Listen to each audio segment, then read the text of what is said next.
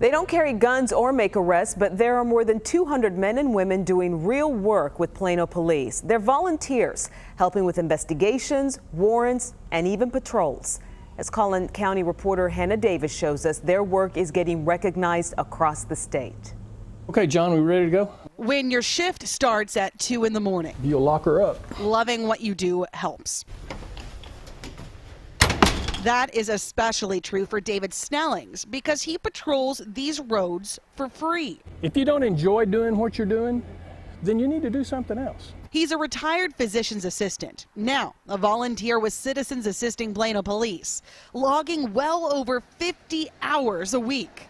This is an LPR system that is our license plate reader. Plano's is one of the biggest volunteer groups of its kind across Texas. Right now there are more than 200 members.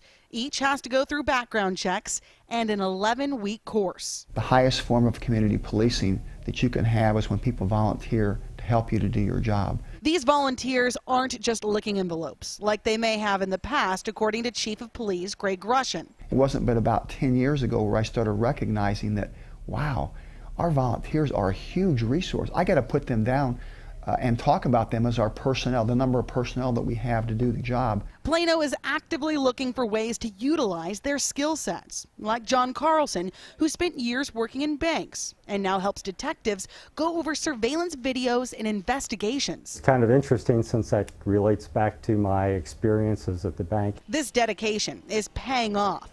Last year, volunteers logged around $360,000 worth of hours, freeing up officers so they can focus on more dangerous work. We then call it in so that that stolen vehicle can be retrieved. But more than anything, David says this is investing in your own community. You want to give 110% no matter what you're doing.